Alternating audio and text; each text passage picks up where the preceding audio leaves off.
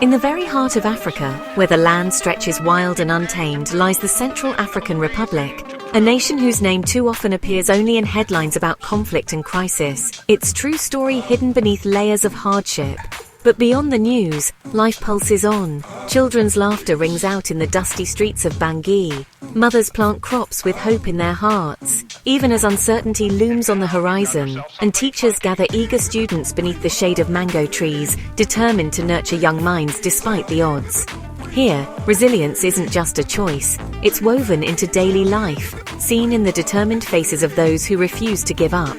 The land itself is rich. Diamonds and gold glimmer beneath the soil, yet its people face daily struggles, enduring poverty and living with the constant shadow of uncertainty.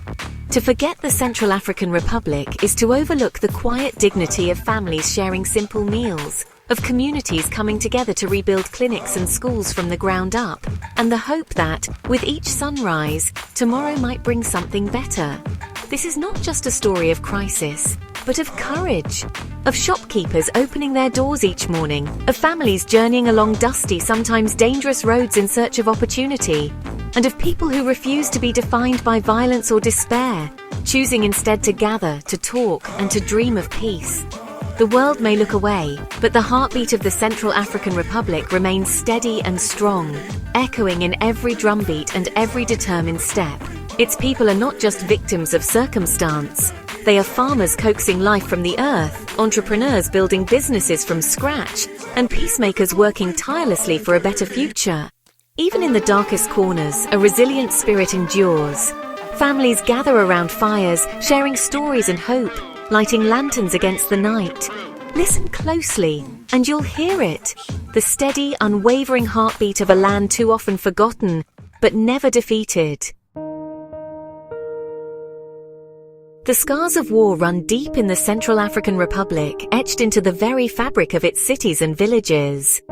Every shattered window and pockmarked wall tells a story of violence and loss, reminders of a conflict that refuses to fade. Here, conflict has splintered communities for over a decade, forcing neighbors apart and turning once peaceful streets into lines of division. Families who once shared meals now live behind barriers, separated by fear and suspicion. Since 2012, shifting alliances and rebel groups have kept the nation in turmoil, shattering fragile peace deals and fueling cycles of violence. The map of the country is a patchwork of contested zones, where control changes hands overnight and uncertainty reigns. For ordinary people, war is not distant. It's the sound of gunfire in the night, the anxiety at every checkpoint, and the constant threat that violence could erupt at any moment. It's the heartbreak of returning to a burned-out home, the pain of seeing everything you've built reduced to ashes, and the struggle to find hope amid the ruins. Government forces, aided by Russian mercenaries, reclaim towns and villages, promising security and a return to normal life. But the violence simply shifts, moving from city streets to the countryside, as armed groups battle for control of land and resources, leaving rural families caught in the crossfire. Civilians are often direct targets, facing killings, abductions, and the constant fear of being caught between warring factions. For many, survival means fleeing at a moment's notice.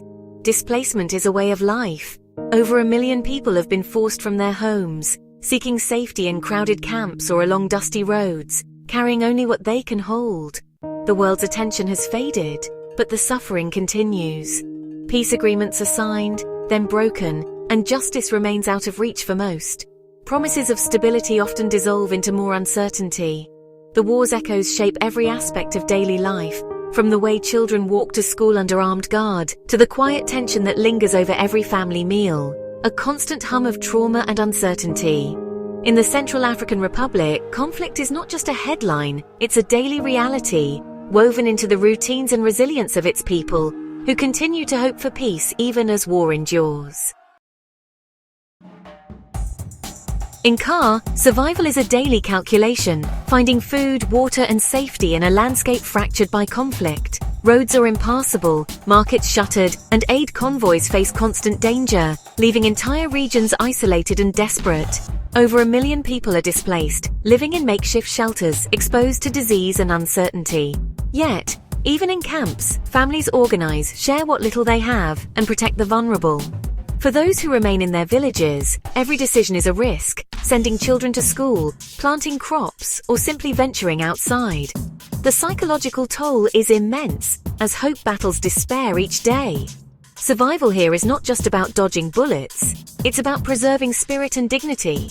Communities cling to routine, finding strength in small acts of normalcy. Aid is a lifeline, but reaching those in need is a constant struggle. In Kar, resilience is the only option. In Birao, near the Sudanese border, the crisis is both local and international. Here, the landscape is shaped by the movement of people fleeing violence and the hopes of those searching for safety. Adam, a baker from Sudan, fled airstrikes with his family, arriving in Kar as refugees. They left behind everything they knew: their home, their friends, and the bakery that had been in Adam's family for generations. Their journey was long and perilous, marked by uncertainty and fear. For days they traveled on foot, carrying only what they could. But in Birao's Korsi neighborhood, they finally found safety, if not certainty. The relief of arrival was mixed with the anxiety of starting over in a new land. With support from UNHCR and the local community, Adam began to rebuild his life. He used his skills to open a small bakery in the refugee settlement, determined to provide for his family and regain a sense of purpose. The aroma of fresh bread now drifts through the camp each morning, drawing both refugees and locals. For many, it's a reminder of home and a symbol of resilience in the face of adversity. Adam's Bakery is more than a business. It's a bridge between communities, a symbol of hope and renewal. People gather not just for bread, but for connection, sharing stories and laughter as they wait. His story shows that refugees are not just victims. They are skilled, resilient, and capable of building new beginnings. Adam now teaches others to bake, passing on his craft and empowering his neighbors. In the face of hardship, Adam chose to create, to connect, and to inspire. His determination has brought dignity and hope to his family and to many others. His bread nourishes more than bodies. It feeds the spirit of a community, reminding everyone that even in the toughest times, kindness and generosity can flourish. Even in exile, hope can rise. Each new day brings the promise of healing and the chance to rebuild. Adam's story is a testament to the power of starting again, and to the strength found in community and compassion. In Bangui and towns across Kar, the market is the beating heart of daily life. Amidst vibrant fabrics and fresh produce, people gather, haggle, and share news, defying the chaos outside. Every vendor and farmer who braves the journey to market is making a stand against fear. For a few hours, the market offers a taste of normalcy, a space where survival gives way to living. Yet, the war is never far, seen in high prices, anxious conversations, and the ever-present threat of violence. Even after attacks, vendors return, determined to keep life moving. The market is a microcosm of Kar hardship and resourcefulness side by side. Informal economies keep society afloat when formal systems fail. Here, dignity and resilience are on display every day. In Kar, women are not just survivors, they are the architects of recovery.